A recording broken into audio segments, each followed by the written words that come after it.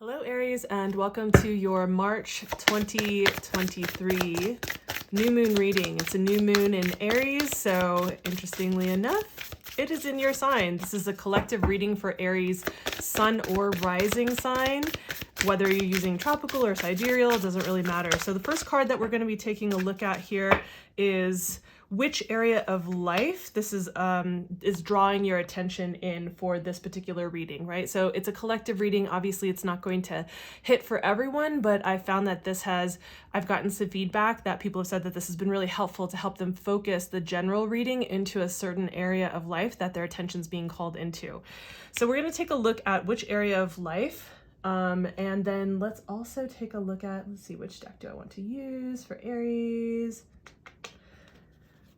I'm feeling this deck. It's a new deck that I have that I'm pretty stoked on. I've just been using it in the last couple of weeks here.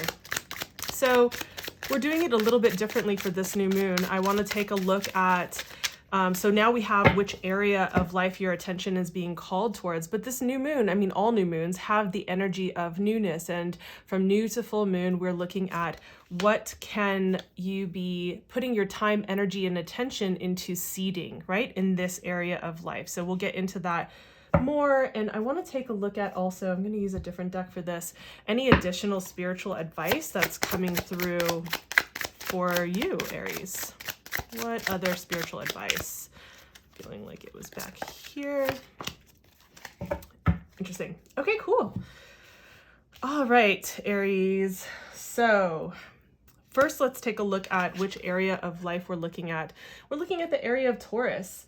And first of all, this is just such a beautiful card, but it reminds me of what's happening. So first, let me just say happy Equinox. These readings I'm recording early and they should be up shortly after, probably when the equinox is exact, which is on Monday, March 20th at 2:24 p.m. Pacific time, right, on West Coast time.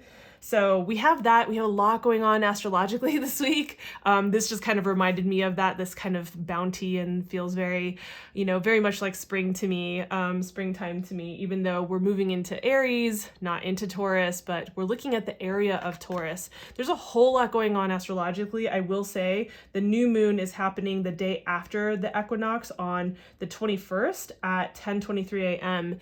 On West Coast time, right? So wherever you are in the world, just adjust for that. And then later this week, a couple of days after that, on Thursday, we have Pluto ingressing into Aquarius, and it's a really big deal because the shortest amount of time, probably 15 years, but usually about 20 years for Pluto to move through a astrological sign, right? And so this is a huge shift in our collective. We will be talking about this for a very long time. It's only going to be there for a few months before it retrogrades, and then it comes fully into it and stays there for about 20 years in 2024. So yeah, so we're going to get a sense of what this is like. So this new moon is packed, and I mean packed. There's a whole lot, and that's just the tip of the iceberg. That's just some of the bigger astrological transits that are happening that are really notable. There's so many other ones that are happening, it's too much to go into, and this is not an astrology reading, this is a tarot reading, so let's get into this. Sorry about that. There's just so much going on, right?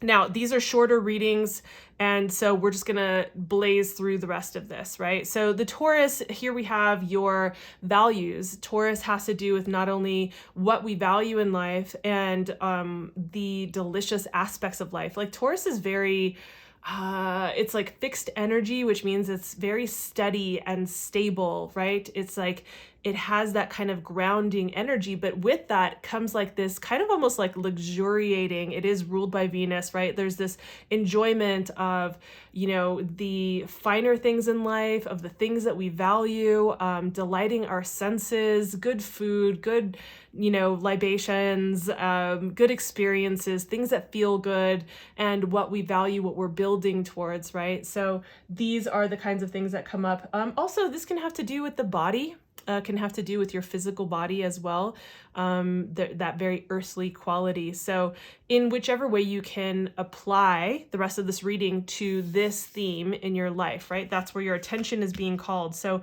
for some of you, it could be calling you to upgrade or look at your values and what you've been valuing, your environment, your, the things that the people, the quality of the people and the experiences and the things that you have around you, right? So that's what we're looking at here. And then we move into what can you be working on putting your time, energy, and attention into to really maximize the energy of the new to full moon, right? Because that's when it's waxing, it's building and building and building up to that full moon where it bursts, right? So what we have here is the Six of Swords. I really love this card actually for looking at that building phase of the moon from new to full, because the Six of Swords is definitely like this very victorious card. It's like focusing on your achievements, not in a way that's egotistical and that leads you in the wrong direction. Where you just kind of like fly off the handle and like you too good for your own self, right? Not on a high horse, but like having a genuine appreciation for like how far you've come and what you've had to do to get here, right? Just noticing, like, pat yourself on the back, give yourself some props for everything that you've done to get to this point, and have some, even if you're not getting recognition from the outside world, find a way that you can actually create that recognition within yourself, right? Recognize for yourself where you've actually put the energy and attention into to create that value in your world, to create that value in your life, right? And also, if you're not feeling like that, we all have things that we can appreciate about what we've accomplished in this world. So don't sit there and say like, oh, there's nothing that I have. Maybe there's nothing maybe recently, but you definitely have things that you can appreciate in your world about how far you've come and what you've built.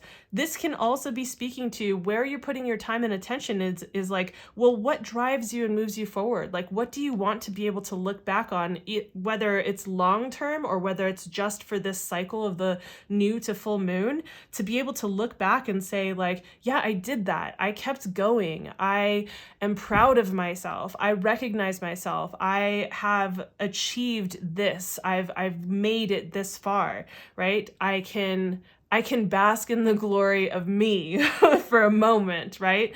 And, so I think it's just like, if you don't feel like this is about that celebration necessarily, then it's about putting your time, energy, and attention into what kinds of things can you be doing and bringing forth in order for you to get to that next phase and to be able to look back and say, wow, I've really built an environment or a community of people around me or a life that feels like it's aligned with my values, with me, right? And then when we look at what other kind of spiritual advice is coming through for you, we have the Seven of Cups. And I think this is interesting because I think that some of you Aries out there are maybe feeling a little adrift and not really sure which dream to take hold of, right? Which one to go after, which one to build your time, energy, and attention into, which one to go Six of Swords energy into, right? And so this is basically saying like, hey, take some time maybe even to meditate, to get some clarity. It is a time that feels like it's lacking in clarity for a lot of people right now. So if you're feeling that way, you are not alone. It's definitely a theme for a lot of people right now.